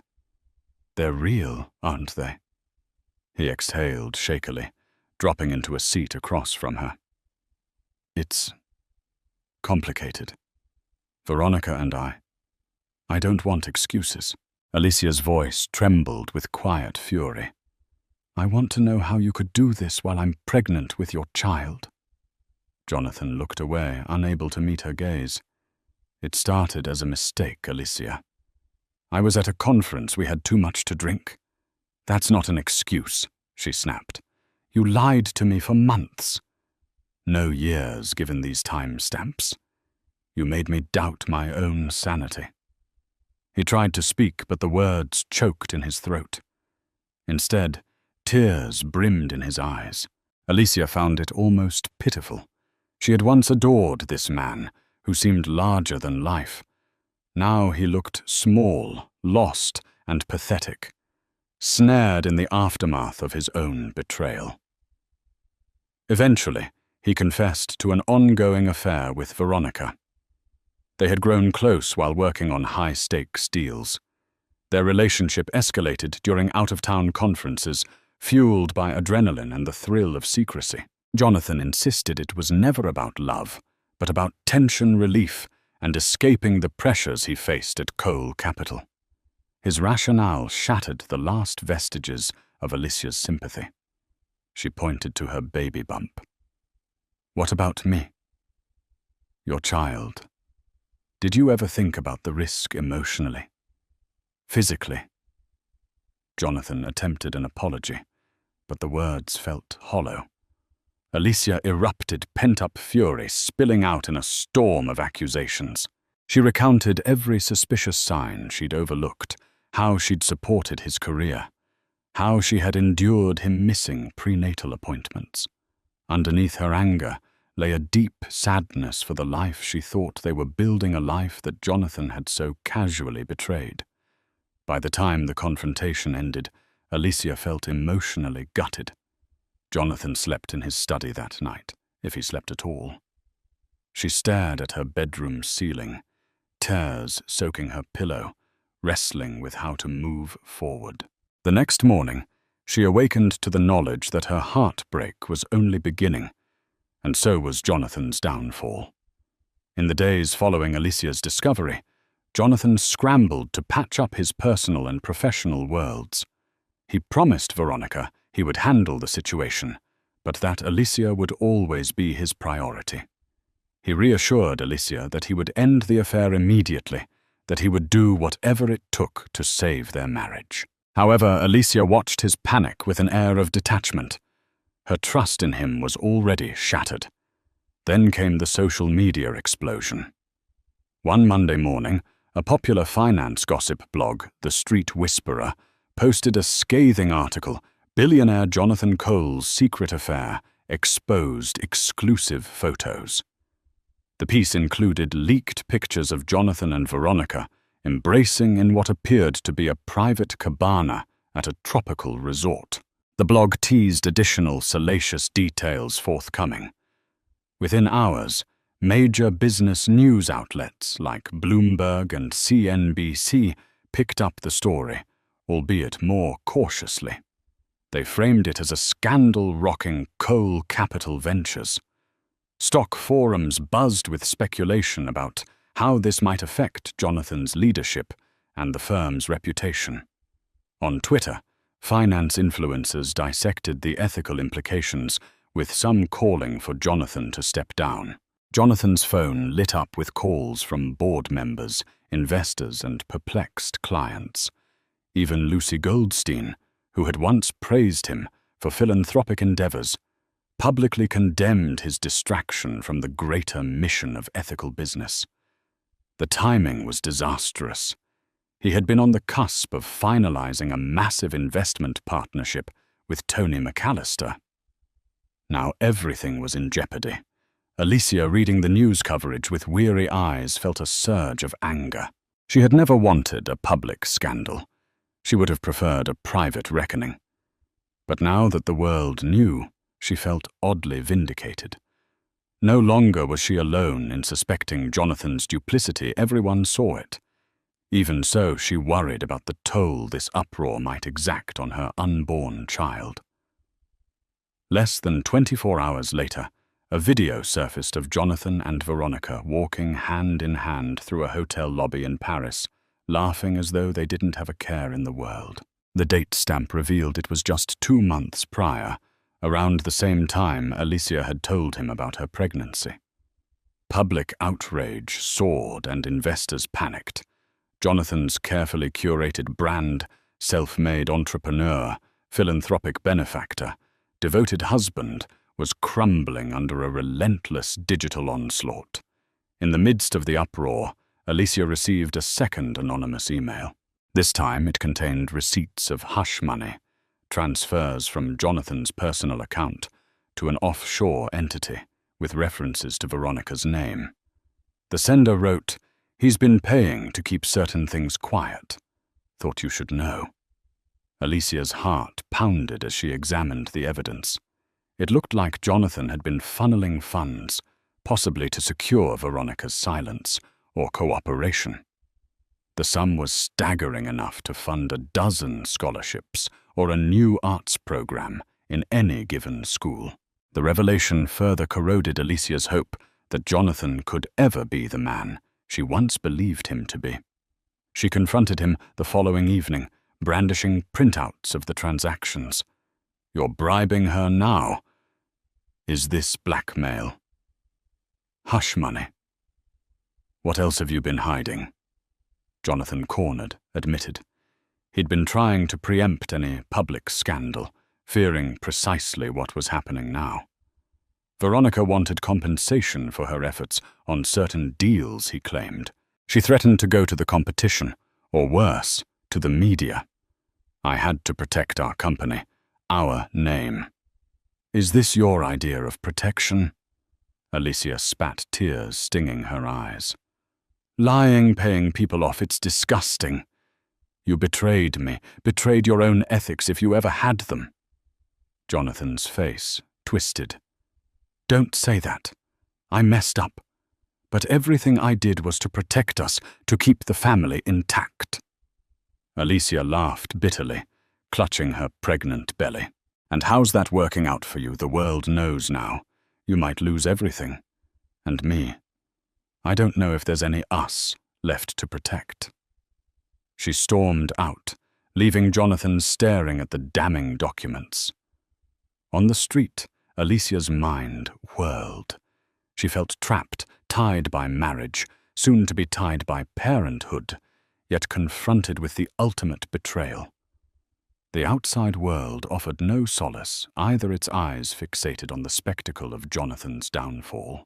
For a moment she wondered if leaving the city altogether would be the only way to save her sanity. But deep in her heart, Alicia knew she had to stand and face the storm, if not for herself, then for the child growing inside her. Within a week, Jonathan's scandal dominated the business news cycle. Forbes ran an op-ed titled "The Tragic Fall of Finance's Golden Boy." analyzing how personal irresponsibility could sink even the most profitable venture. Share prices for coal, Capital Ventures nosedived, rattling the firm's board of directors and raising alarms among major investors. Social media took an especially brutal stance. Under the hashtag #CoalCollapse, thousands commented on Jonathan's hypocrisy, calling him a poster child for toxic corporate culture. Alicia's name also trended, though more sympathetically. Strangers on the internet expressed solidarity for a pregnant wife betrayed on a global stage. Some urged her to take him for all he's worth, while others championed her as a potential advocate for women wronged by powerful men. Within Coal Capital's walls, tension soared. The workforce split into factions. Some remained loyal to Jonathan, believing the scandal was a personal matter that shouldn't overshadow his accomplishments. Others blamed him for tarnishing the company's name, an act of negligence that jeopardized everyone's jobs. David Lynn tried to calm internal chaos, but rumors circulated that half the board wanted Jonathan removed. Veronica, for her part, took a leave of absence, claiming stress from the public harassment. No one knew if she'd be back. Amid the chaos, Alicia found herself hounded by reporters camped outside the penthouse, cameras and microphones at the ready. She refused to answer questions or open the door, feeling the walls close in on her. Her phone buzzed with calls from tabloids, offering huge sums for an exclusive interview. She declined them all. Journalists even visited her parents' bakery, peppering them with invasive questions. Her mother, Lucia, called Alicia in tears, apologizing for not knowing what to do. Alicia felt a wave of guilt. Her private tragedy had become a public spectacle, and those she loved were collateral damage. Deep inside, a new resolve formed. Alicia realized she had the power to shape her own narrative, rather than let the scandal swirl around her uncontested. She was the wronged party, she had a voice, and if she spoke, the world would listen. Whether that voice would bring healing or further destruction, she didn't yet know. But she was done sitting quietly, while Jonathan's duplicity overshadowed her entire life. During one sleepless night, Alicia stared at old photos on her phone. Her and Jonathan beaming at their wedding, her reading to children at the community center, him unveiling a giant check for a local library. The happy memories contrasted so sharply with the heartbreak she now endured. She felt betrayed not just by Jonathan, but by the entire facade of perfection they once presented. At some point, she scrolled through messages of support from friends, even strangers on social media. People urged her to fight to stand up for herself and her unborn baby. She mulled over the idea of making a public statement, something to reclaim her dignity, but also to call out Jonathan's actions without stooping to sensationalism. Her phone pinged with a text from an unknown number. "I'm sorry for what you're going through. If you need a platform to share your side, we have your back." Signed, Anna Brooks, women's advocate today. Alicia recognized the name Anna Brooks as a well-known journalist and feminist advocate. Anna's open letters had previously brought attention to issues like wage gaps and domestic abuse. The text felt genuine, a rare sign of compassion in a media landscape that often thrived on sensationalism. Alicia's heart pounded. Could she trust Anna to handle her story ethically? The next morning, Alicia called Anna. Their conversation lasted almost an hour. Anna listened without interruption, as Alicia spoke of her heartbreak, her isolation, and her fears for her future. She clarified that her aim wasn't to harm Jonathan's career out of spite, but to stand up for her own life and child. Anna offered to arrange a press conference, a controlled environment where Alicia could present her perspective. No tabloid spin, no paparazzi ambush. Alicia agreed, though the decision left her trembling with anticipation and dread. That afternoon, Alicia met with a lawyer who specialized in marital law. She wanted to understand her rights, especially with a baby on the way. While part of her considered divorce, another part still grappled with the love she'd once felt for Jonathan. The lawyer recommended caution, explaining how a public statement might influence settlement negotiations or custody issues. Alicia nodded gravely, fully aware that once she spoke publicly, there would be no going back. In just a few days, Anna Brooks secured a small event space in Midtown, not far from Times Square. The press invite was circulated discreetly among reputable journalists and media outlets. The announcement was simple: Alicia Cole, wife of Jonathan Cole, to make a statement regarding recent events. Despite the short notice, the event attracted major attention. Producers from major networks like CNN, MSNBC, and even BBC reached out, eager to broadcast the story of a betrayed wife taking a stand against her millionaire husband. Anna Brooks handled logistics, ensuring Alicia would have privacy to arrive and depart without being mobbed by cameras. In the background, Alicia's lawyer hovered, uneasy about how the press conference might affect legal proceedings. Still, Alicia was resolute. This was her narrative to tell. On the eve of the press conference, Alicia worked on her statement in a quiet corner of her parents' bakery, inhaling the comforting scent of fresh bread. Her mother brought her a warm mug of chamomile tea, gently stroking her daughter's hair. "You'll do what's right," Lucia whispered, eyes filled with motherly concern. Alicia's phone buzzed with a text from Jonathan. "Please don't do this. We can fix it privately. Think of our child." She stared at the words, bitterness surging. She typed back, "It's too late for that. You should have thought of our child before you betrayed us." Then she turned off her phone, refocusing on the words she planned to read before the world. Inside her, a swirl of emotions raged: heartbreak, anger, but also an underlying sense of empowerment. She was no longer the supportive wife in the background of Jonathan's success story. She was stepping forward, pregnant and wounded, but ready to claim her truth. Whatever happened next, she promised herself she would be honest, not just for herself, but for all the women who had reached out, telling her to be strong. A brisk wind blew through Manhattan on the morning of Alicia's press conference. Cameras were already set up by the time she arrived, escorted by Anna Brooks. The modest venue could seat about 100 reporters, but more were spilling out the door, forming a crowd on the sidewalk. A hush fell as Alicia stepped onto the small stage, her baby bump subtly outlined beneath a black wrap dress. Anna stood beside her like a protective shield. Flashes lit the room. Alicia took a deep breath, heart pounding so loudly she feared the microphone would pick it up. She glanced at her note cards, then at the sea of expectant faces. She began, voice trembling at first. "Good morning. My name is Alicia Cole, and I'm here to speak about the scandal involving my husband, Jonathan Cole, and his affair with Veronica King. For weeks now, I've watched as this story has been told by tabloids, blogs, and the rumor mill. Today, I want to present the truth from my perspective."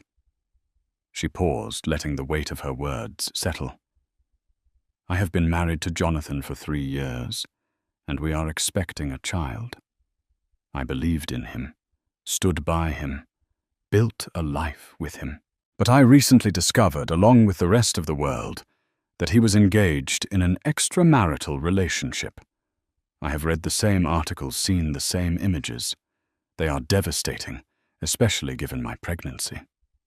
Cameras clicked incessantly, capturing every flicker of emotion on her face.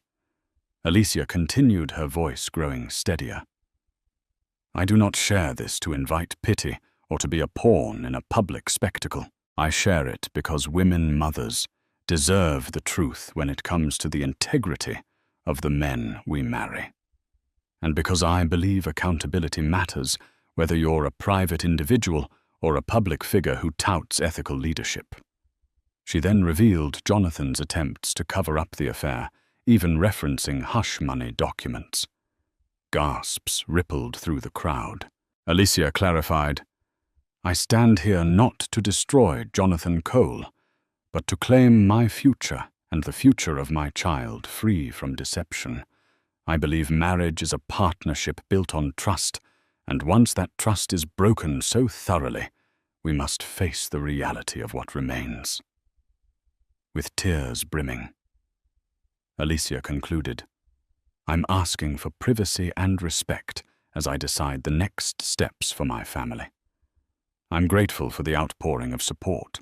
My hope is that by speaking my truth, I can begin healing and perhaps encourage others facing similar betrayal to do the same." She stepped back from the podium, a trembling hush sweeping the room. Cameras zoomed in on her tear-streaked face as Anna guided her away. The press conference had lasted less than 10 minutes, but it was enough to ignite a media firestorm that would shake Jonathan Cole's empire to its core. The press conference footage went viral within hours, dominating TV headlines and flooding social media timelines. Clips of Alicia's trembling yet resolute voice played on a loop. Hashtags like #Alicia Cole and #Truth for Women trended globally. Celebrity talk show hosts weighed in praising her bravery. Prominent women's advocacy groups hailed Alicia as a hero for publicly confronting the betrayal. Jonathan Cole, meanwhile, faced an immediate backlash. Investors who had hesitated to sever ties earlier now flocked away from Cole Capital Ventures in droves, unwilling to align themselves with a leader so publicly indicted by his own wife. The firm's stock plummeted further. A joint venture with Tony McAllister was placed on indefinite hold. In a statement to the press, Tony cited concerns about leadership ethics and stability. Inside Cole Capital, the board of directors convened an emergency meeting. The consensus was grim. Jonathan's personal scandal had become a public relations nightmare. A formal vote of no confidence was scheduled for the following week to decide his future at the company he'd built from scratch. Some long-time allies still defended him, claiming that personal issues shouldn't overshadow professional achievements, but they were outnumbered by those pointing to the spiraling finances and brand damage. Jonathan retreated to the penthouse blinds drawn, refusing to comment publicly. Even Veronica King was nowhere to be found, rumored to be on an extended stay in London. For Alicia, the whirlwind of support and media attention felt surreal. Every time she logged online, she saw strangers praising her courage, dissecting her press conference, or labeling Jonathan a monster. She had never wanted to be the face of a movement, but she felt a growing sense of responsibility to use the platform fate had handed her. In private, she grappled with heartbreak and anxiety about the future. She had awakened in a gilded cage, her wealthy lifestyle now overshadowed by betrayal. Yet the press conference had sparked something new, a sense of agency. For the first time since discovering Jonathan's affair, she could breathe freely, certain she was controlling her own path. And that path would soon demand another step, deciding whether to stay in the marriage or proceed with a legal separation. At Cole Capital Ventures, the board of directors convened the crucial vote. The meeting room had never felt so tense. David Lynn sat at one end of the table, his face grim. Over half the chairs were occupied by men and women who once revered Jonathan as a visionary. Now they stared at financial projections, plummeting into the red, accompanied by slideshow images of negative media headlines referencing the Cole scandal. The intangible toll, public distrust, moral outrage, was just as damaging. Jonathan, face pale and eyes rimmed with exhaustion, delivered a desperate plea. He promised to rectify the situation, citing therapy crisis management strategies and a vow to refocus on the firm's core mission. "I've made mistakes," he admitted hoarsely. "But our track record of delivering value can't be overlooked. We are bigger than one scandal. We can still thrive if we stay united." Some board members shifted uncomfortably. A few, including David Lynn, tried to salvage the conversation, arguing for a temporary leave of absence instead of outright dismissal. But the majority believed drastic action was required to restore credibility. A hush blanketed the room as the members cast their anonymous votes. When the tallies were read, the verdict was clear. Jonathan Cole was removed as CEO, effective immediately. Tremors of shock rippled through the halls. Cole Capital employees, once starry-eyed by Jonathan's leadership, watched him clear his office with a mix of pity and muted anger. A caretaker CEO was appointed to stabilize the ship, focusing on damage control. David Lynn glanced at Jonathan with a sorrowful expression as security escorted him out. "I'm sorry, man," David whispered. "I tried to fight for you." Jonathan nodded wordlessly, clutching a box of personal belongings. By evening, business publications around the world proclaimed Cole Capital ousts founder amid scandal. Jonathan's reign was officially over. The man who once soared across the financial stratosphere was now unemployed, disgraced, and teetering on the edge of complete ruin. Jonathan's life unspooled in disarray. With no office to report to, he holed up in the penthouse, ignoring calls from journalists. He occasionally ventured out in sunglasses and a baseball cap, only to be ambushed by paparazzi. Online comments labeled him a cautionary tale of greed and infidelity. Some articles even suggested the affair had been an open secret among New York's finance circles, fueling new levels of scrutiny. Personal finances also took a hit. Jonathan's sudden exit from Cole Capital triggered contractual penalties. He faced possible breach of contract lawsuits tied to deals he'd spearheaded but failed to close. Frozen lines of credit cancelled invitations to VIP events. His social and financial power dwindled. Amid his downward spiral, Jonathan tried repeatedly to contact Alicia, leaving voicemails and handwritten notes. He apologized profusely, claiming he was ready to do anything to salvage their relationship. "I'll go to counseling, sign post-nups. Anything you want. One note. Red." But Alicia remained resolute, focusing instead on her own well-being and that of her unborn child. The final blow came when Alicia's press conference was replayed in a prime-time special, with a commentary panel dissecting Jonathan's betrayal. The segment ended with a heartfelt interview of Alicia by Anna Brooks, highlighting Alicia's philanthropic ambitions. Footage showed Alicia visiting an after-school program, receiving cheers from children who recognized her from news coverage. In that moment, the camera panned to Alicia's determined face, capturing her transformation from betrayed spouse to empowered advocate. Jonathan watched the segment alone, a half-finished bottle of scotch by his side. He saw how the public now regarded Alicia with admiration, a stark contrast to his own vilification. In a moment of clarity, he realized he was witnessing the rise of a woman who had once stood quietly beside him, someone he'd taken for granted. Shattered by regret, he continued drinking until the lights of the penthouse blurred into darkness. While Jonathan sank deeper, Alicia was busy forging a new path. Through Anna Brooks's media connections and her own philanthropic background, she organized a fundraiser for underprivileged schools. The event was set to be a smaller, more authentic affair than the high-gloss galas Jonathan once frequented. The proceeds would go toward bridging the digital divide in low-income neighborhoods an initiative Alicia had championed long before the scandal. As the date approached, Alicia found herself gaining supporters from unexpected places.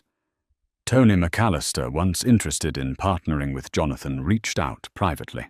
He expressed admiration for Alicia's courage and inquired if she'd accept a donation from his philanthropic foundation. She graciously agreed, grateful for the unwavering backing. Others in the business world, previously enthralled by Jonathan, now saw Alicia as an emerging figure with moral authority. Invitations to speak at leadership panels trickled in ironically, offering her the spotlight once promised to her husband. Meanwhile, Alicia took steps to secure her future. Working with a lawyer, she prepared for a potential divorce filing. She also met with a financial advisor, ensuring she understood the complexities of Jonathan's assets and any marital entitlements. Each step felt daunting, yet liberating, as she realized she no longer had to abide by the illusions of a perfect marriage. In a surprising twist, David Lynn approached Alicia discreetly. He apologized on behalf of Cole Capital, acknowledging that many within the firm admired her. "We know Jonathan's downfall was his own doing," David admitted. "We'd like to work with you in some capacity, maybe an advisory role on the philanthropic side." Alicia hesitated, uncertain about maintaining ties to an institution so entangled with Jonathan's betrayal. Still, she considered the possibility of effecting positive change from within. Days turned into weeks as Alicia balanced philanthropic planning, potential legal battles, and the emotional toll of pregnancy. Through it all, she maintained her composure, fueled by a sense of purpose. While part of her still grieved the betrayal, she also recognized a budding strength. Her identity was no longer solely Mrs. Jonathan Cole. She was Alicia Cole, a force in her own right. One brisk afternoon, as Alicia returned to her parents' bakery for a quiet meeting with donors, she found Jonathan waiting near the doorway, slumped against a lamppost. He appeared disheveled, unshaven eyes bloodshot, wearing a crumpled blazer. The sight startled her, stirring both pity and residual anger. "Please," he said, voice strained. "Just a moment of your time." She considered walking past him, but compassion nudged her to pause.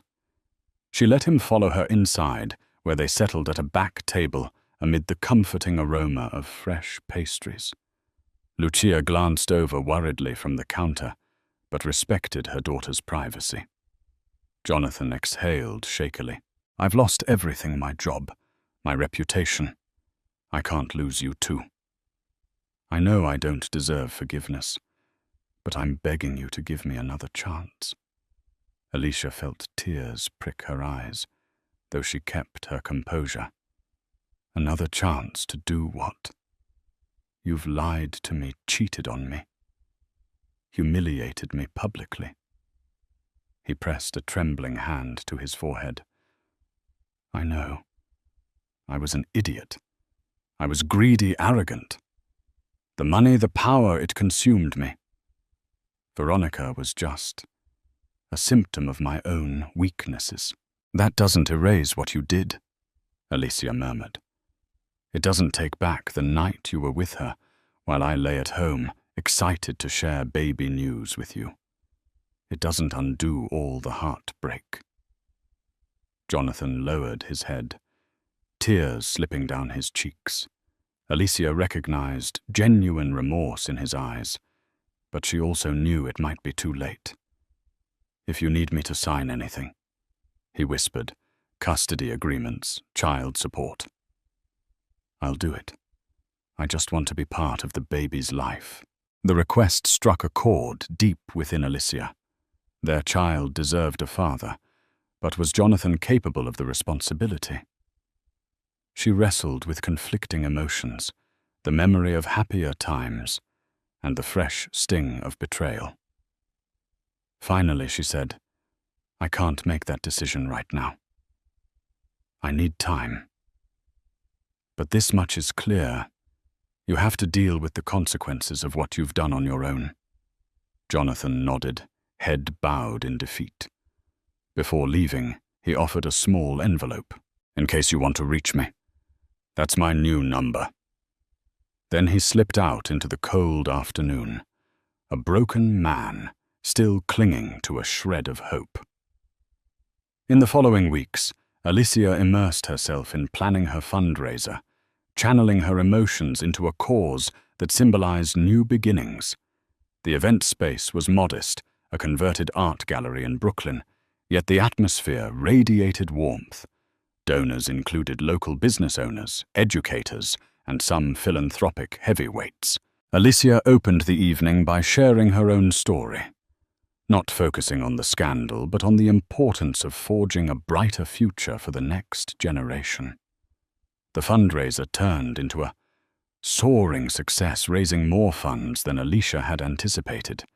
Attendees praised her vision, and media coverage highlighted her commitment to positive change, contrasting starkly with Jonathan's tarnished reputation. Standing at the podium, Alicia felt a rush of empowerment. As she thanked the crowd, her hand drifted to her baby bump. She realized that in building a better world for others, she was also building a better world for her child. Not long after Alicia filed for legal separation, citing irreconcilable differences. The move was symbolic as much as legal, a declaration that she was no longer tethered to Jonathan's fate. Public interest in the scandal waned, replaced by fresh headlines as the news cycle moved on. Life was still challenging, but Alicia awoke each morning with a renewed sense of purpose, surrounded by supportive friends and family. As for Jonathan, rumors suggested he had entered therapy and was considering launching a smaller financial consultancy if he could find backers. Some whispered that he was volunteering at a youth center, seeking to rediscover the philanthropic spark that once defined him. Whether these rumors were genuine or just strategic, Alicia didn't know. Occasionally she thought about letting him be involved with the child, but she needed reassurance that he had truly changed. Alicia's belly grew, and so did her resolve. She had discovered her voice in the midst of betrayal, learning that her worth wasn't measured by a man's success or the illusions they spun together. The conclusion of this saga was not a bitter end, but rather the blossoming of her independence. She carried with her the lessons of heartbreak, the joy of impending motherhood, and a determination to rise above any scandal that dared to overshadow her future. The downfall of Jonathan Cole and the rise of Alicia Cole stand as a testament to life's unpredictable turns. A single leak online dragged a powerhouse billionaire into ruin, yet it also became a spark for his pregnant wife to find her voice, her mission, and her freedom. Betrayal can devastate, but it can also illuminate truths we've long buried. Alicia transformed her heartbreak into a crusade for better opportunities, showing that even in the darkest moments, we have the power to rebuild and sometimes shine brighter than ever before. If this story moved, you don't let it end here. Please remember to like, share, and subscribe to our channel for more real-life drama and compelling narratives. Your support helps us continue bringing stories of resilience, empowerment, and the triumph of the human spirit. Stay tuned for our next riveting tale, because when one door closes, another door swings open, often revealing a whole new world of possibilities. Meanwhile, Alicia Cole, his pregnant wife, began to sense the cracks in her gilded cage. No one, least of all Jonathan, suspected how quickly a single online leak would unravel his carefully manicured world, ending his career in the span of one unforgettable night. Jonathan Cole's story was the stuff of modern legend. Born to middle-class parents in suburban New Jersey, he had clawed his way to a scholarship at Harvard Business School. There he'd rubbed shoulders with future magnates, forging alliances that would later propel him to the top of the finance world. By age 32, Jonathan had founded Cole Capital Ventures, a private equity firm that specialized in distressed real estate assets, buying low, selling high, and weaving magic in between. His good looks and suave charm made him a darling of the business press. Forbes ran a feature titled Young Titan, Jonathan Cole's meteoric rise, capturing him in a tailored navy suit against the panoramic backdrop of New York City. In the interview, he praised mentors such as Warren Buffett for teaching him patience and Bill Gates for demonstrating philanthropy on a global scale. The crowning moment, though, was his picture-shaking hands with Elon Musk after a speculative investment in aerospace startups. Jonathan glowed with the certainty that he was destined for greatness. It was at a fundraiser in Central Park that he first met Alicia Martinez. She was a non-profit consultant with a passion for arts education. Where Jonathan's approach to conversation was slick and polished, Alicia's was empathetic and earnest. He found her refusal to be dazzled by his reputation oddly refreshing. She was there to talk about underfunded public schools, not hedge funds or leveraged buyouts. By the end of that charity walk, Jonathan had her phone number, and she had a curious spark in her heart. In 2 short years, they were married. Alicia's parents, humble owners of a small bakery in Queens, couldn't believe their daughter was wedding a man so frequently mentioned in the Wall Street Journal. But to Alicia, Jonathan wasn't simply the millionaire. He was the person who showed up unannounced to volunteer at her community events, who wrote personal checks for after-school programs. Their wedding ceremony, held at a historic mansion overlooking the Hudson River, was a glamorous yet heartfelt affair. The tabloids brimmed with gushing coverage, Alicia radiant in lace, Jonathan dashing in a classic tuxedo, smiling as though they had discovered the secret to eternal happiness. At first, their union genuinely seemed magical. Jonathan declared that Alicia grounded him, tethered him to values he might have otherwise forgotten. She brought soul to his ambition. Life in the Cole penthouse sparkled with promise, lavish soirees for global dignitaries, altruistic ventures to build schools in underprivileged neighborhoods, and daily bursts of joy that only 2 people deeply in love could share. If only that bliss could have lasted. Life moved quickly in Jonathan's orbit. The success of Cole Capital Ventures brought new deals, new acquaintances, and inevitably new pressures. Over time, Alicia witnessed the subtle changes in her husband's routine. Invitations from the global elite poured in exclusive dinners with real estate mogul Mark Anderson, lunches at the Plaza with famed venture capitalist Lucy Goldstein, and hush-hush strategy sessions with foreign sovereign funds.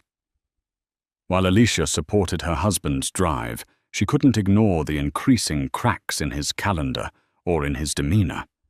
He began coming home later, offering vague explanations about urgent meetings or unexpected negotiations. Alicia, ever understanding, reassured him that she respected his hustle. But then came the cancellations of their personal plans. A date to watch an off-Broadway show cancelled. A weekend getaway to the Hamptons postponed. Birthdays and family gatherings became second-tier priorities. The more she tried to reach him, the more she felt a certain emotional distance creeping in. Around the office, Jonathan was surrounded by loyalists and ladder climbers alike. One of them was David Lynn, his longtime friend from Harvard and now partner at Cole Capital. David had witnessed Jonathan's evolution firsthand. He noticed subtle changes too, Jonathan's sharper edge during conference calls, the tension behind his charismatic smile during business pitches. Yet David trusted that a man as resourceful as Jonathan always had it under control. Among the staff at Cole Capital Ventures was also the bright and ambitious Veronica King. A recent Wharton MBA graduate, Veronica had made waves by closing a multi-million-dollar investment in green technology within her first year at the firm. Her intelligence and striking beauty made her a conversation piece at every corporate event. Jonathan lauded her as the future face of finance, praising her for deals that posted triple returns. He found in Veronica a reflection of his younger self, hungry, driven, and fearless. Still none suspected that an alliance far different than business was about to form. At this point, Alicia had no idea who Veronica King truly was. She saw her name in passing on annual reports. Occasionally, Jonathan would mention Veronica's accomplishments, praising her for innovative thinking. Alicia would nod and smile, impressed by this rising star. In Alicia's mind, she was grateful Jonathan had formidable professionals like Veronica on his team. She never once suspected that the very power he admired in his protégé might be forging a dangerous temptation beneath their polished corporate veneer. As Alicia's pregnancy crept into her second trimester, she began noticing odd details. The first warning sign was a perfume scent she didn't recognize lingering on Jonathan's coat. She asked him about it casually, and he brushed it off, probably from a handshake at some networking event. Another red flag was how he protected his phone like a prized artifact, always face down, always locked with a new passcode. Late at night, she'd hear the faint buzz of messages, see the subtle glow of his screen as he typed back in the dark. Each time she tried to rationalize away her concerns. This was the man she loved, who donated millions to build libraries in underserved communities, who cried at the birth announcement, who once surprised her on a random Tuesday with her favorite pastries from her parents' bakery. Infidelity seemed unimaginable. Yet Alicia's heart churned with a subtle, gnawing dread. Life in the Cole penthouse had become increasingly solitary. Although Jonathan had promised to limit business travel during her pregnancy, his schedule remained as frenetic as ever. Singapore, Dubai, Paris. He was always on the go, chasing new mergers or expansions. He rarely spent more than a couple of nights at home. When he did, he was restless, glued to emails or brainstorming calls. Alicia began to feel that the only presence she could truly count on was the baby she carried. Friends from Alicia's old neighborhood in Queens reached out with concern. They missed her visits the way she used to pop in for coffee and conversation. He's just going through a busy phase, she'd reassure them. In a way, Alicia was trying to reassure herself too. Still, doubt grew every time she caught sight of that mysterious perfume, or saw a new bruise-like shadow under her husband's eyes from sleepless nights. Then Alicia found something chilling, a hotel receipt tucked in Jonathan's suitcase from a high-end resort in Turks and Caicos. The date overlapped with a weekend he'd told her he was in Boston, closing a deal. She tried to confront him, but lost her nerve. Could she have misunderstood? Was it a courtesy booking for a client or staff? Her mind ran in circles, seeking a plausible explanation. Little did she know the truth was far more insidious.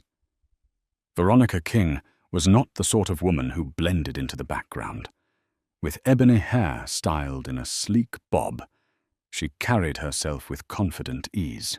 By day, she dazzled boardrooms with crisp financial analyses, commanding respect from colleagues twice her age. By night, she appeared in social columns alongside Manhattan's elite, her emerald dress shimmering under paparazzi flashes. She was rumored to have grown up in modest circumstances, determined to break ceilings, no matter the cost. One evening, Alicia found herself accompanying Jonathan to a charity gala, hosted by the Metropolitan Museum of Art.